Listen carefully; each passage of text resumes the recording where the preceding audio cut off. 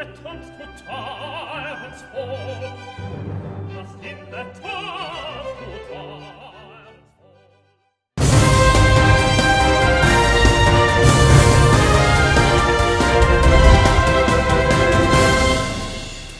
and gentlemen, good day and welcome to EG-MUN News. My name is EG-MUN and I will be your news anchor this year. The messenger, herald, nuncio, bringer of good and bad tidings, Mr. News if you will. In essence, I'll be the bloke from whom you'll hear the news of this year's conference.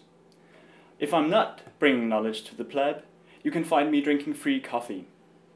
We start today, not with today, but with yesterday, at the opening ceremony at the new Carlsberg Glyptothek in Copenhagen. We had a lot of opening speeches yesterday, the first of which was a dear principal at Esbjerg Gymnasium, Mr. Beck.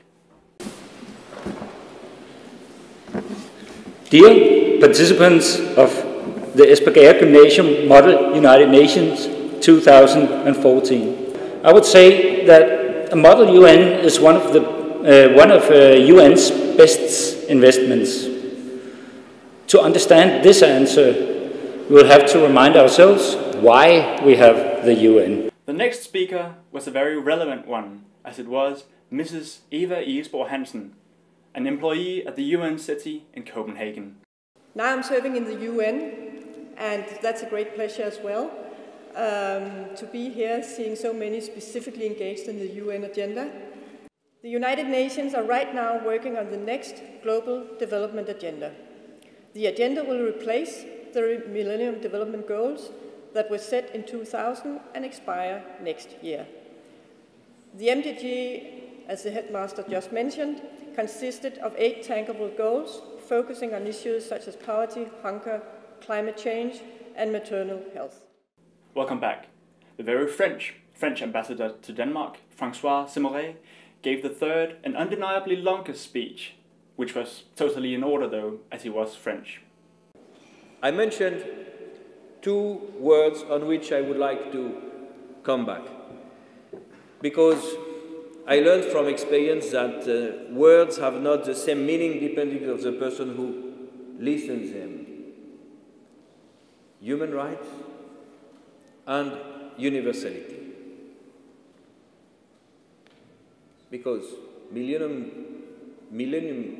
goals, when I see these goals, and you mentioned them, poverty, childhood, right to health, gender equality, these are human rights. And the final speaker of the day was some random bloke. In everything from armed conflict to humanitarian catastrophes, sustainable solutions through international cooperation is essentially the key to success. And it's through this broad cooperation that you will achieve this conference's main goal: to achieve sustainable solutions and through global cooperations, keeping the United Nations Millennium Development Goals in focus. It's not possible to say when the conflict in Iraq and Syria will be over, so the 5th Committee of the General Assembly must simply determine legislation applicable now. Not tomorrow, not in 5, 10, 20 years, but now. I've been instructed to clarify so as to not get into trouble with the Secretary General, because that was our last speaker, the Secretary General, Mr. Dag Midvo Diallo. What a wonderful speech. Following up on the speeches, we also conducted a few interviews yesterday at the Glyptothek. What are your expectations for this EG-MUN? My expectations is that this is going to be a great EG-MUN because I'm part of the managers who have organized this event, so I have big expectations that it's going to be a great conference. See, it's my first time here, so my purpose was to just get some experience, open up about speaking in front of an audience. It's also my first time here at EG-MUN, and I also would like to gain some experience and to make lots of new connections and to just experience how it is to stand in front of an audience and speak. We expect really good debates and like solving problems of the world, so on. Yeah, I want to have fun, and yeah, that's all I guess. Definitely, I will hope for some fruitful debates with a lot of fruit. I mean, like, we need mango, we need apple, all kind of fruits. It just need to be fruitful debates. I think it's very important that the new generations are interested in the working of UN, that UN should be not the privilege of some professionals, but should be a part of the public debate. And how you do it in a very professional way. It's very serious, it's not anecdotic, and it's very promising. I think that the world is more and more complicated, more and more unpredictable, and deserves arenas for debate such as UN and to take decisions. This is a very good melting pot for that. So is there anything in particular that you are looking really forward to here? Just connecting with people around the world, making new friends. I think I'm extremely excited to consider the ethical implications of this meeting. Like, I want to make new friends, and that's all, I guess, yeah. I have heard something about some happenings during the GA and the Security Council. I'm looking especially forward to that. All right, thank you. And now, back to the studio.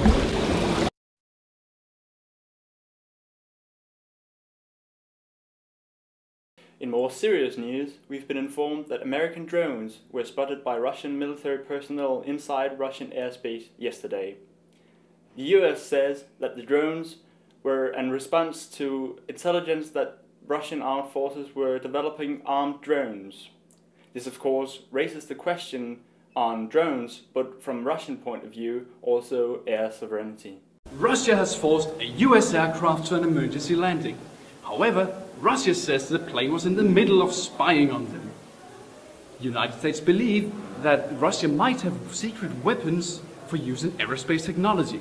We have more on the case. Alright, so we heard you have aircraft spying in Russia. What are the reasons for this? We have, first off, it's only allegedly, so there's no confirmed espionage on Russia. But we are worried about the military in Russia presently. This is because Russia has not confirmed nor denied that they are working on drones in Russia, military drones, and we would like just at least to know what the plans are and what kind of military action they're planning on taking or military equipment they are making. So will you force any sanctions on Russia because of this? We cannot confirm or deny this. We are simply worried, and we would like, we would prefer a diplomatic end to this all, but if we have to, we may have to take sanctions. So is it true that Russia are developing these weaponry technology for use in aerospace? Yes, it is true, but it is for civilian purposes, and there is a military program, but that is with the delegation of, that's with the Indian government, the Sukhoi Pakfa. But do you understand the United States' concern because of these weapons? I don't understand the concern because the United States is developing similar and weapons that are even more offensive than this. They're developing drones that can carry nuclear armors, nuclear warheads on their weapons, on their drones, etc. And so the delegate does not see why Russia has to respond to any sanctions or any questions brought up by the United States. We haven't been able to speak to the US ambassador. Do you have time for a few questions for him? This could indicate the US might be doing the same thing as Russia with the drone espionage. A member of the French delegation was hacked today during a presentation in the Security Council. Watch this. Two keys, which is not the same, but still can unlock the same lock. That's the tricky part. We need two keys. Hello there. I am your MacBook. At the moment you are being hacked by the lovely delegate Mr. Christian Holm. How about starting by opening your Facebook? Ah, that's a nice profile picture you have right there. I want to show you how I look. Yes, that's right.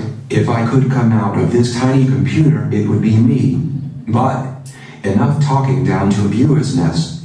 You are being hacked, so let's start the transmission of your files.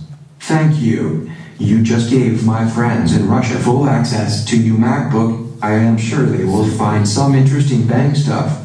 I will leave you for now. We are coming to the end of the show, but the perhaps most important news of this edition is actually an invitation. Because tonight at 10, the doors of the magnificent, the brilliant, the omnipresent, the mostly great Club Retro in Elsinore opens for the first official MUN party of this year. Please do come. No, seriously, do come. That's all for this evening. I'm A.E. Brahm. Good night.